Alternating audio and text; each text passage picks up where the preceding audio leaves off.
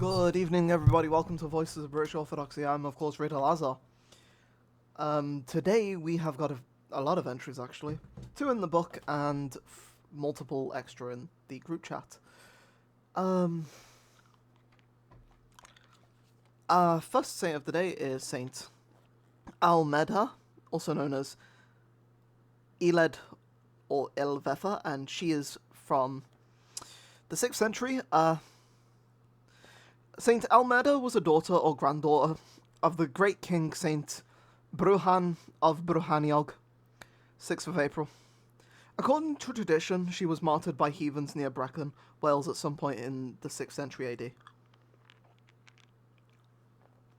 Our next saint of the day is Saint Ethelwold, also known as Æthelwold.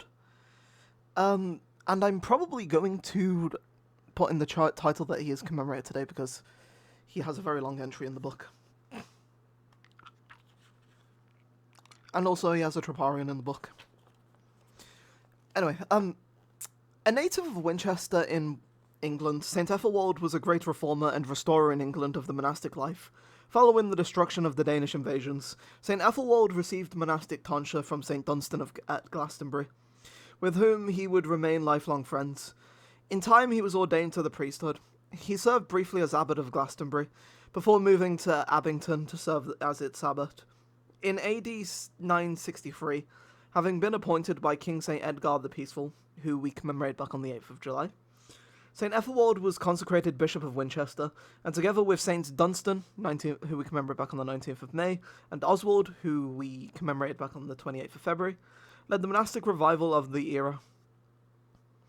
Along with other achievements in service of this cause, he restored the monasteries of New Minster, Milton Abbas, Chertsey, Peterborough, Thorney, and Ely to monastic life after their occupation by married clergy.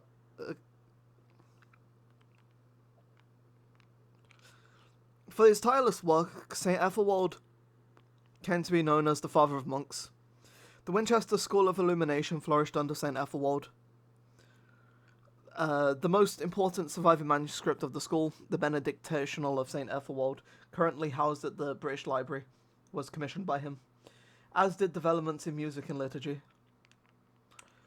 The Regularis Concordia was at least partly, if not mainly, his work, and St Ethelwold is most likely the author of an account of the monastic revival of his time, St Edgar's establishment of the monasteries. St Ethelwold also translated the rule of Benedict into English. His precision and clarity in this translation was a factor in establishing the Winchester dialect as the standard literary language in the late Old English period.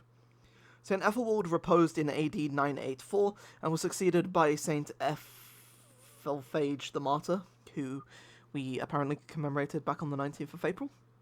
The future martyred Archbishop of Canterbury. His Troparion is sung in the tone floor and goes as follows. By vigilant prayer and ascetic endeavour, thou managed to make thy passions subject to thy reverent soul, O holy hierarch Æthelwold. Man of noble desires, wherefore thou didst uproot evil wherever thou didst find it, and in thy humility hast shown thyself to be a true model of Christian virtue. O saint of God, by thy supplications, entreat him to have pity upon us all. His entry in the group chat goes as follows. St Ethelwold, 912 to 984. Born in Winchester in England and already a monk and priest in 955, he became Abbot of Abingdon, and in 963, Bishop of Winchester. Together with St Dunstan and St Oswald of York, he led the monastic revival of the age, restoring the monasteries of Newminster, Milton Abbas, Chertsey, Peterborough, Thorney, and Ely to monastic life after occupation by married clergy. For this reason, he was called the Father of Monks. The Winchester School of Illumination flourished under him, as did developments in music and liturgy.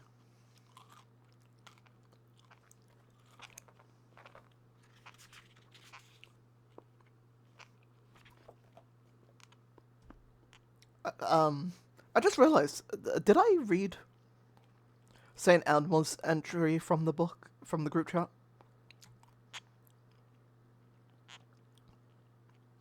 If I didn't, I'll just quickly read it now, because that's obviously my mistake. Saint El Medha, also known as Elid or Elva, August 1st, 6th century, tradition says that she suffered martyrdom on a hill near Brecon in Wales. Matter of fact, we might as well go back and read her thinky life. And in the book, obviously, it says, Almeda Eled Elevefa, 6th century. She was a daughter or granddaughter of the great king, Saint Brohan of Braheniog, 6th of April. According to tradition, she was martyred by heathens near Brecon, Wales, at some point in the 6th century AD. Our final saint from the book is Saint Kenneth, also known as Kined, Synod, or I guess Synod, but with a second N. And he is from the 6th century. Saint Kenneth is believed to have been a hermit in the Goa Peninsula, who later went to Brittany. It has been suggested that he was the son of Saint Gildas the Wise, 29th of January. So we will commemorate him on the 29th of January. And had been married and fathered a son before entering Llantilford and receiving monastic tonsure from Saint Illtyd, who we will commemorate on the 6th of November. Whilst these legends are mostly likely unfounded, his name on the liturgical calendars and place name evidence provide historical support for the probability that founded the church of Llanganif on the Gower Peninsula. St. Kenneth later travelled to Brittany, where he is greatly venerated in the area around Llangwedig. St. Kevin also had a chapel at Plumellin. In the 1800s, an incised stone monument with images apparently illustrating the St. Kevin legend was discovered during renovation work at St. Mungo's Church, Dereham, Cumbria. It is displayed there as the Kenneth Stone, through the saint's connection with Cumbria, though the saint's connection with Cumbria is still unexplained. And his entry in here just simply states, Kenneth, a hermit who made his cell among the rocks in the Gower Peninsula in Wales, at a later place called Len Gwynedd after him. Our next saint of the day is St Rioch, a nephew of St Patrick, early Irish Christian missionary, and Abbot of Inishbofin in Ireland. C.49 in brackets. So our second extra saint that's not in the book is Virgin Martyr Sidwell of Exeter, Sadaviola, 6th century. Patroness of Exeter. Shout out to any Orthodox from Exeter. I hope you had a great patronage.